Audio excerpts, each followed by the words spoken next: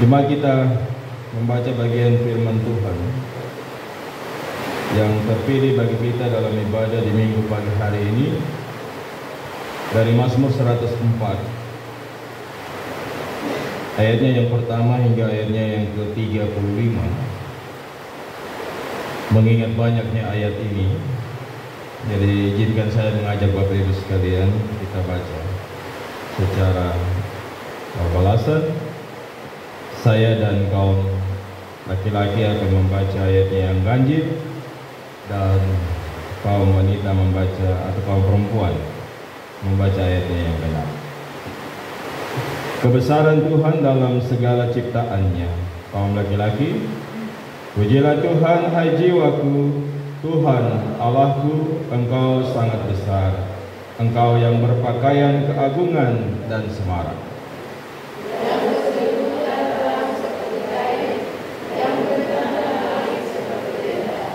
Yang mendirikan kamar-kamar lotengmu di air, yang menjadikan awan-awan sebagai kendaraanmu, yang bergerak di atas sayap angin.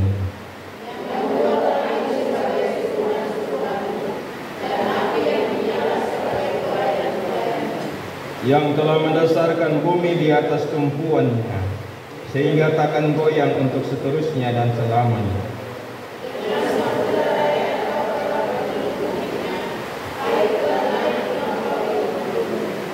Terhadap hardikmu air itu melarikan diri, lari kebingungan terhadap suara gunturmu.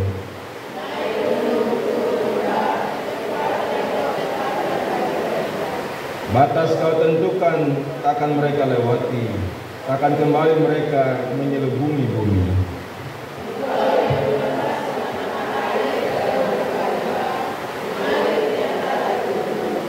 Memberi minum segala binatang di padang, memuaskan haus keledai-keledai hutan.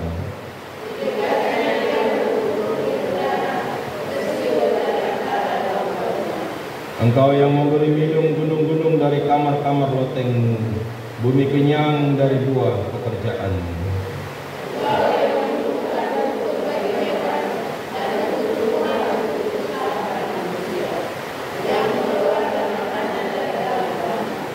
Dan anggur yang menyukakan hati manusia, yang membuat muka berseri karena minyak, dan makanan yang menyegarkan hati manusia.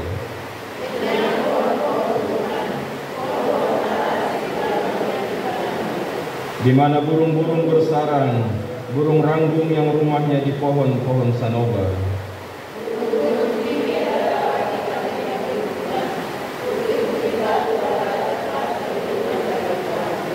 Engkau yang telah membuat bulan menjadi penentu waktu, matahari yang tahu akan saat terbenamnya.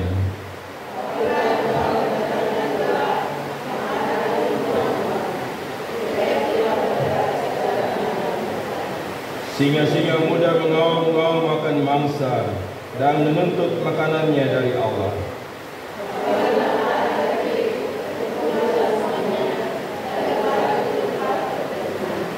Manusia pun keluarlah ke pekerjaannya dan ke usahanya sampai petang.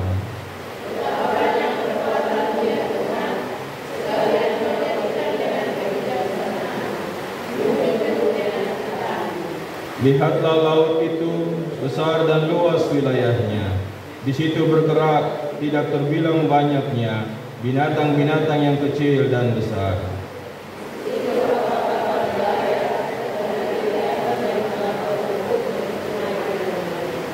Semuanya menantikan Engkau supaya diberikan makanan pada waktunya.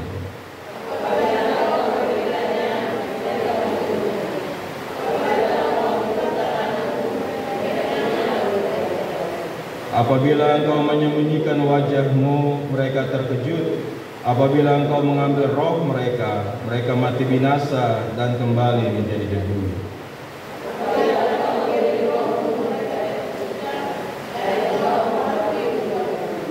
Biarlah kemuliaan Tuhan tetap untuk selama-lamanya. Biarlah Tuhan bersukacita karena perbuatan-perbuatannya.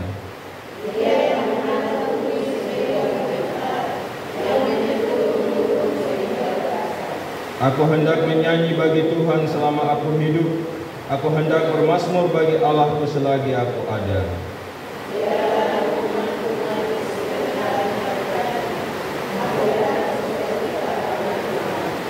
Biarlah habis orang-orang berdosa dari bumi, dan biarlah orang-orang fasik tidak ada lagi. Pujilah Tuhan, hai jiwaku. Haleluya. Demikian jauh bagian firman Tuhan bagi kita. Berbahagialah setiap kita yang membaca, merenungkan dan melakukannya. Pujian bagi nama Tuhan sekarang dan selama-lamanya. Haleluya.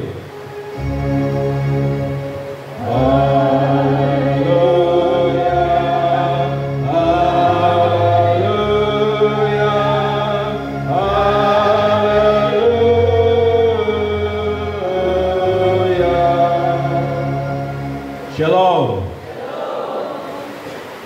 Cuaca hujan, tapi jangan kita kekurangan semangat untuk beribadah di hari ini.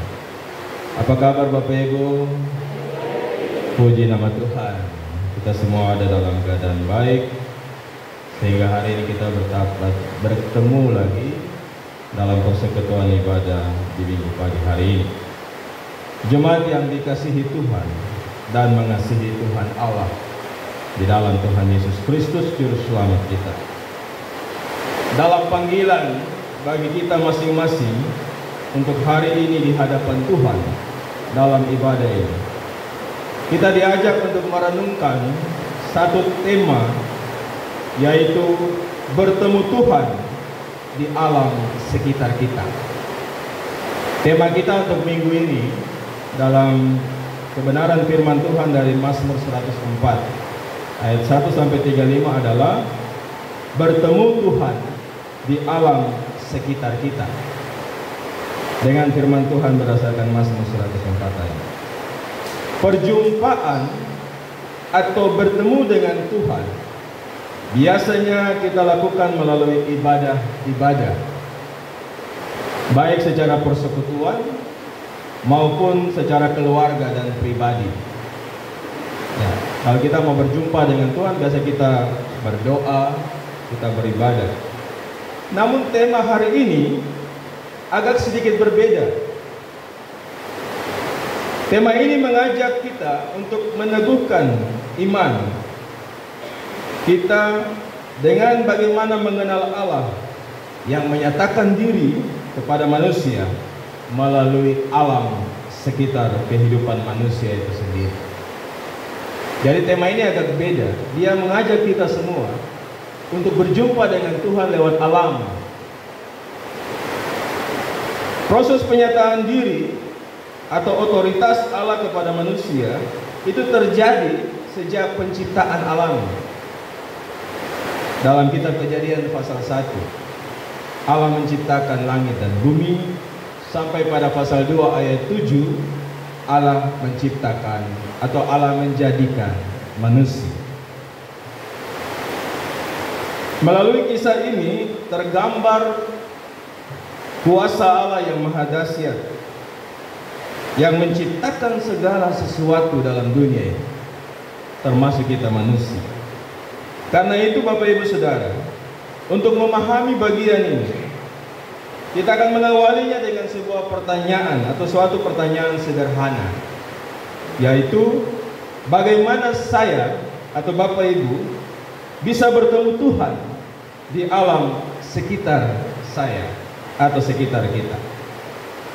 Ibu Bapak sekalian, jemaat yang dikasihi dan mengasihi Tuhan, Mazmur 104 adalah bagian Mazmur yang termasuk Mazmur yang panjang, karena dia memiliki 35 ayat.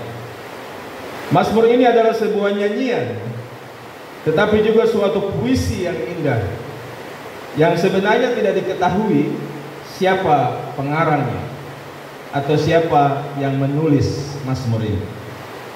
Tetapi bila dilihat dari cara penulisannya, dapat dipastikan bahwa Mazmur 104 ini ditulis oleh Raja Daud. Karena kalimat pembuka di ayat 1 Mazmur ini sama dengan ayat 1 di pasal sebelumnya, di pasal 103. Kalau kita perhatikan di ayat 1 pada pasal 103, di situ ditulis, pujilah Tuhan, hai jiwaku. Mazmur 103 ini sudah diberi keterangan itu dari Daud, artinya Daud yang menulisnya. Kalimat ini sama seperti pasal ayat 1 dari pasal 104. Pujilah Tuhan, hai jiwaku.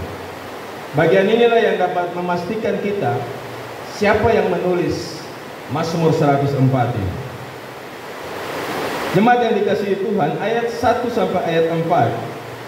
Pada bagian ini, pemazmur melantunkan pujiannya kepada Allah yang sangat berkuasa. Kalau kita lihat raja-raja di dunia, baik dari zaman dahulu sampai saat ini, setiap raja itu punya tahta, singgasana, punya jubah, dan juga banyak pelayan dan orang suruhannya. Pada bagian ini pemazmur menggambarkan Tuhan sebagai Allah yang sangat besar dan dahsyat. Kita perhatikan dengan baik ungkapan-ungkapan simbolik. Ungkapan simbolik itu artinya simbol-simbol yang disampaikan oleh pemazmur dalam bagian ini terhadap Tuhan sebagai Allah yang sangat besar. Dikatakan di situ pada ayat yang pertama dan ayat yang kedua, dikatakan pakaiannya agung dan semarak, berselimutkan terang seperti kain. Pakaiannya agung dan semarak, berselimutkan terang seperti kain. Itu menggambarkan jubah, pakaian yang digunakan. Lalu yang berikutnya, langit sebagai naungannya yang dibentangkan seperti tenda, dan ada kamar-kamar loteng di air. Ini gambaran tentang istananya, tempat di mana dia bernaung. Langit menjadi naungan yang dibentangkan seperti tenda. Tenda itu bicara tentang atap, ya. Ya, karena mungkin orang pakai tenda di dasar. Tenda itu harus ada di atas sebagai atap. Ini gambaran istana, tempat dia tinggal. Lalu yang berikut ada simbol awan, angin, api yang menyala, yang menjadi kendaraan, awan sebagai kendaraan, angin menjadi seruhannya, dan api yang menyala menjadi pelayan.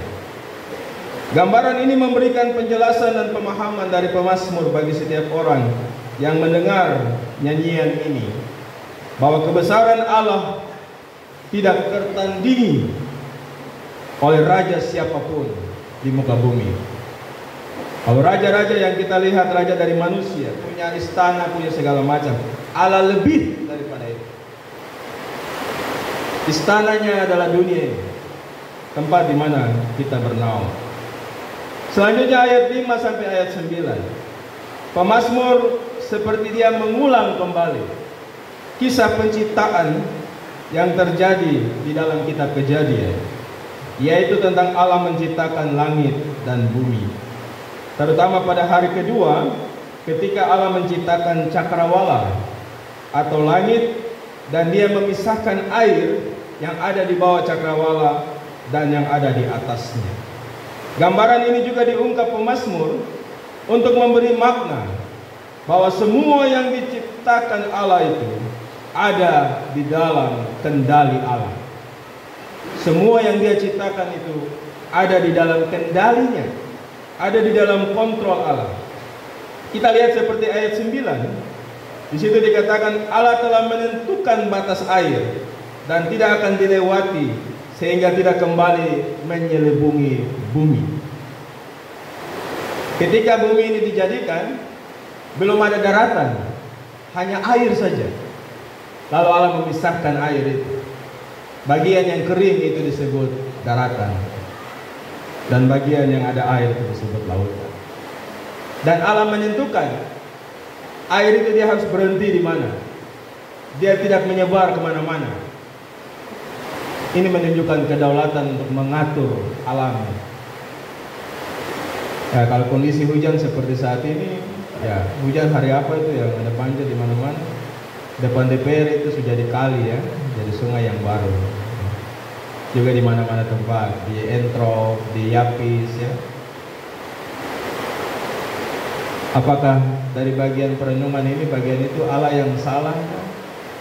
Tapi bagian ini bilang ayat 9, Allah menentukan air itu dia nanti berhenti di mana.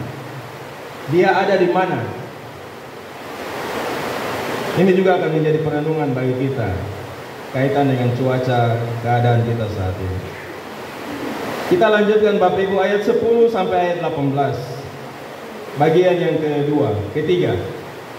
Pemazmur mengisahkan pujiannya kepada Tuhan sebagai Allah yang juga adalah pemelihara. Jadi Allah yang digambarkan oleh pemazmur dalam nyanyiannya, awalnya itu sebagai pencipta.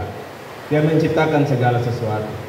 Tetapi kelanjutannya di ayat 10 ke atas sampai ayat 18, pemazmur menggambarkan Allah bukan hanya sebagai pencipta, tapi dia juga adalah pemelihara. Kata-kata yang menyatakan memberi minum, mengenyangkan dan memberi kepuasan, ayat 10 sampai ayat 13, yang menumbuhkan, ayat 14 sampai ayat 16, dan menyiapkan tempat-tempat perlindungan, ayat 17-18. Ini menunjukkan bahwa Allah, dia tidak hanya sebatas menciptakan, menjadikan, tapi dia juga memelihara apa yang diciptakan. Dia memberikan minum, dia memberikan kepuasan, dia memberikan perlindungan, bahkan memberikan pertumbuhan. Ini luar biasanya Allah. Gambaran pada bagian ini memberi makna jelas bahwa Allah bukan hanya pencipta, tapi dia juga memelihara segala yang diciptakan, termasuk kita manusia. Lalu bagian yang keempat ayat 19 sampai ayat 30. Pemazmur kembali mengagungkan Allah sebagai pencipta dengan mengulas kisah penciptaan hari keempat dalam Kejadian pasal 1 tentang benda-benda penerang yang ada di langit, bulan, matahari yang menentukan waktu dan diatur untuk kapan terbit dan kapan dia terbenam. Saat datang malam dan saat siang bila matahari terbit. Kapan waktu untuk memberi makan. Ayat 20-22. Segalanya itu diatur oleh Tuhan. Bagi manusia pun ditentukan saat akan keluar untuk bekerja dan saat untuk beristirahat pada waktu petang. Ayat 23. Banyak perbuatan Tuhan yang dilakukan dengan kebijaksanaan dan membuat bumi penuh dengan ciptaannya. Ayat 24. Sehingga jelaslah bagi manusia bahwa Allah tidak hanya menciptakan langit dan bumi, tetapi ia juga mengisi langit dan bumi itu dengan segala ciptaannya. Bapak yang dikasihi Tuhan, bagian ini juga menggambarkan, bagian keempat ini juga menggambarkan laut yang besar dan luas. Banyak binatang hidup di dalamnya, baik yang besar ataupun yang kecil. Terlalu banyak sehingga pemazmur katakan tidak terbilang banyak. Terlalu banyak, tidak bisa terhitung. Binatang kecil dan besar yang ada di dalam lautan. Di situ pula tempat kapal-kapal berlayar. Ya. Tempat Leviatan bermain. Bapak Ibu tahu apa itu Leviatan? Saya mencari informasi tentang Leviatan. Bapak Ibu, Leviatan ini adalah sejenis binatang laut yang bentuknya besar, tapi juga dia itu binatang yang buas. Dalam beberapa bagian kitab seperti Mazmur 74 ayat 13-14, Ayub 3 ayat 8 serta Yesaya 27 ayat 1 menggambarkan bahwa Leviatan ini sebagai binatang besar yang ganas dan buas. Ia besar dan tubuhnya melingkar seperti ular. Penjelasan bagian ini adalah pemazmur mau memberi makna besarnya kuasa Tuhan yang dahsyat itu, bahwa di dalam laut yang terdapat binatang besar dan buas itu tetap ada kuasa Allah yang mengendalikan segala sesuatu di dalamnya. Kalau kita baca di ayat 26, di situ dikatakan Leviatan yang tadi saya gambarkan sebagai binatang besar dan buas itu, Allah membentuknya untuk bermain dengannya. Luar biasa ya, Allah itu. betapa betul-betul Dia berkuasa untuk melakukan segala sesuatu. Lautan bagi orang Ibrani, orang Israel itu melambangkan kematian. Ya. Tetapi dari bagian ini pemazmur mengisahkan bahwa tidak ada batas untuk kuasa Tuhan, ada di mana saja. Di darat, di laut, di mana-mana Dia ada. Tidak ada yang untuk bisa membatasinya. Pemazmur terus menggambarkan Tuhan sebagai Allah yang besar, Allah yang memberi makan pada waktunya. Ayat 27. Bagian ini saya mengingat doa Bapa kami yang Yesus ajarkan bagi murid-muridnya. Dalam Matius pasal 6 ayat 11 bilang, berikanlah kami pada hari ini makanan kami yang secukupnya. Kita bisa perbandingkan itu dengan ayat 27 dari Mazmur 104. Semuanya menantikan engkau supaya diberikan makanan pada waktunya. Bicara tentang tepat waktu, ya. Soal lama, soal cepat tidak soal, tapi ketepatan itu yang penting bagi Tuhan. Dia memberikan makan pada waktunya, sama seperti doa Bapa kami. Ya, Tuhan Yesus sudah mengajarkannya bagi para murid, tapi juga pada kita. Allah juga adalah sumber kehidupan menurut pemazmur. Ayat 29, ayat 30. Roh Allah yang memberikan kehidupan. Kalau kita baca Kejadian 2 pasal 7, di situ Allah menjadikan manusia dari debu tanah dan menghembuskan nafas ke dalam hidupnya. Demikianlah manusia itu menjadi makhluk yang hidup. Allah menyampaikan rohnya, ruh. Dia menghembuskan roh itu masuk ke dalam hidung manusia dan dia hidup. Dari bagian ini pemazmur katakan bahwa Allah sumber kehidupan. Jadi dari bagian ini juga pemazmur memaknai bahwa hidup manusia itu hanya ada dalam kendali Allah sebagai pemberi hidup. Roh yang diberikan itu pertanda bahwa Allah yang memberi hidup. Kita tidak dapat roh itu di mana-mana. Kita juga tidak mampu untuk memberikannya pada diri kita sendiri. Allah lah sumber yang memberikan kehidupan. Kejadian pasal 2 ayat 7. Allah membentuk manusia dari tanah, debu tanah, lalu dia menghembuskan nafas. Selama nafas itu tidak diberikan, manusia itu menjadi patung, berbentuk tapi tidak bisa bergerak. Dia harus ada roh di dalamnya supaya dia bisa bergerak. Jemaat yang dikasihi Yesus, pada bagian yang kelima, bagian yang terakhir ayat 31 sampai 35, pemazmur mengajak semua kita yang membaca nyanyian pujian ini untuk benar-benar menaikkan pujiannya untuk kemuliaan Tuhan. Tetap ada untuk selama-lamanya di dalam seluruh perbuatannya. Pemazmur berkata, hendak menyanyi bermazmur bagi Allah selama ia hidup, selagi ia ada. Bagian ini juga memiliki makna bahwa pujian manusia kepada Allah pencipta dan pemeliharanya hanya dapat dilakukan selama ia hidup dan selagi ia ada. Ini bagian yang cukup tegas bagi kita. Hanya orang hidup yang dapat memuji dan memuliakan Tuhan, bukan orang mati. Jadi kalau ada dari antara kita yang tidak pernah puji Tuhan, tidak pernah bermazmur bagi Tuhan, berarti ia sementara, ya, Bapak Ibu menjawab. Karena pemazmur bilang, aku hendak bernyanyi bagi Tuhan selama aku hidup dan bermazmur bagi Dia selama aku ada. Jadi kalau tidak tahu nyanyi dan tidak tahu bermazmur, renungkan sendiri. Pemazmur juga mengajak setiap orang untuk merenungkan segala sesuatu yang diciptakan Tuhan, dan renungan itu menjadi sesuatu yang manis didengar oleh Tuhan. Karena itu dia bilang pada ayat yang ke-34, biarlah renunganku manis kedengaran kepadanya. Aku hendak bersukacita karena Tuhan. Jemaat yang dikasihi Tuhan, sekali lagi dari bagian ini, pemazmur mengajak kita semua untuk bersukacita karena Tuhan.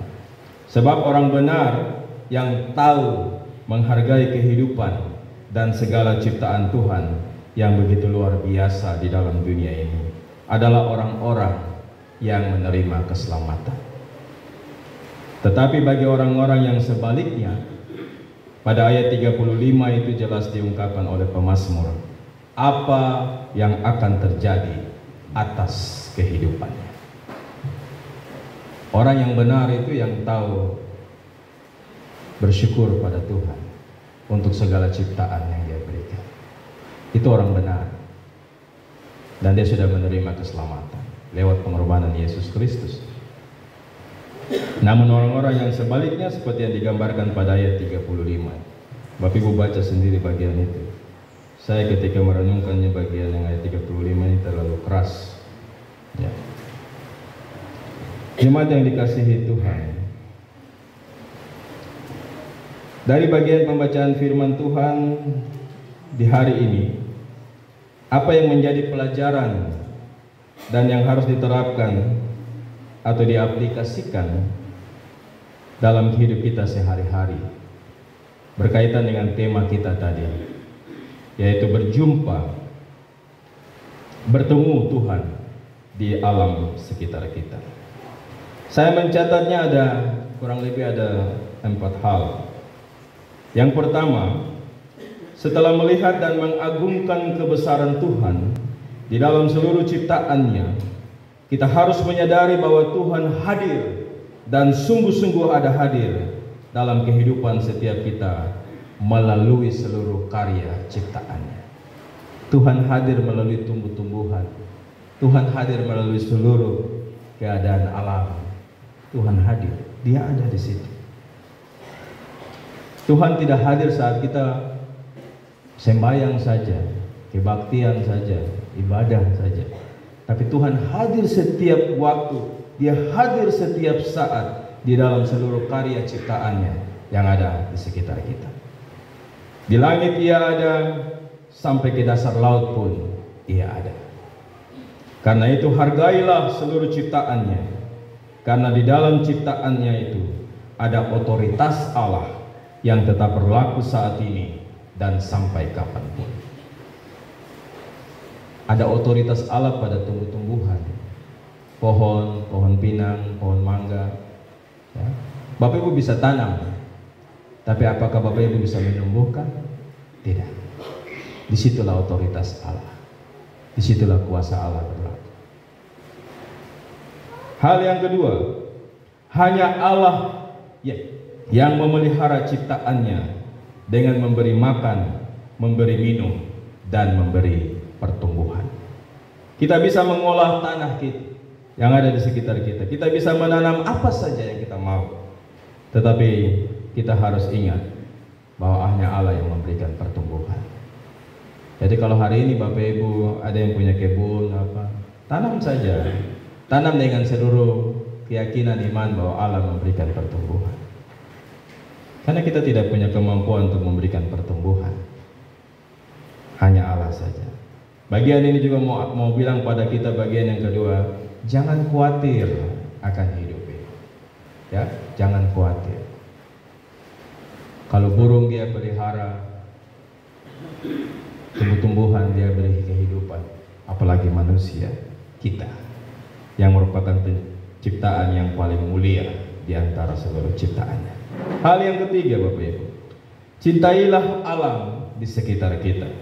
Hargailah alam sebagai bagian dari ciptaan Allah yang mengagungkannya. Jangan merusak, karena bukan kita yang membuatnya. Jadi kalau mau bikin rusak, ingat, saya tidak mungkin tanam kembali. Jadi kalau perlu ambil, kalau tidak perlu jangan bikin rusak. Itulah alam.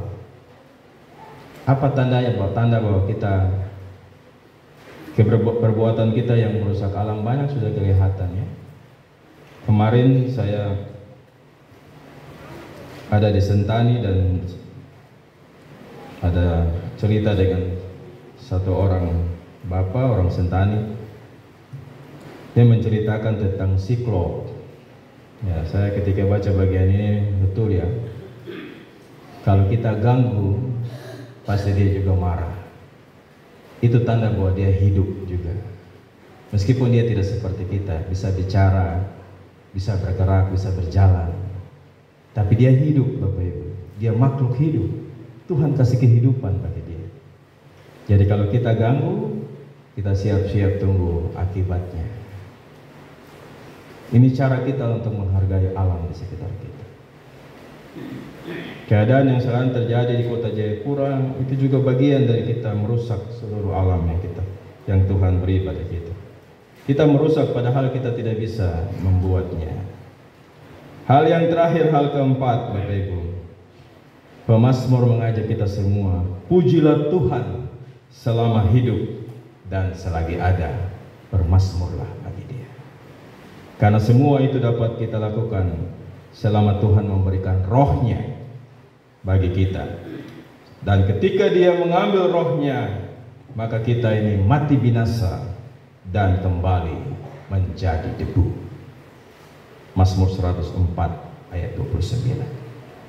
Kita tidak ada apa-apanya. Jangan bangga akan diri. Jangan bangga akan posisi kedudukan dan segalanya. Pemazmur bilang dalam ayat 29, kita akan binasa dan mati serta kembali menjadi debu ketika Tuhan mengambil miliknya kembali. Jadi kalau bagian Kejadian 2 ayat 7 kita renungkan dengan 104 ayat 29 ini punya kesamaan. Kita ada karena Tuhan memberikan roh. Tapi ketika Dia ambil roh itu kembali, selesai. Kita tidak ada lagi. Karena itu, mari pergunakan hidup kita dengan baik. Manfaatkan hidup ini untuk kemuliaan Tuhan. Jangan biarkan dunia ini membawa kita ke segala hal yang jauh daripada Tuhan. Bapak sekalian, dengan mengasihi, menghargai, dan menjaga alam sekitar kita sebagai ciptaan Tuhan, maka kita akan berjumpa dengan Tuhan di dalamnya. Itu cara kita untuk berjumpa dengan Tuhan di alam sekitar. Yaitu kita harus mengasihi, menjaga, dan memeliharanya. Tuhan memberkati kita dengan firman-Nya. Amin.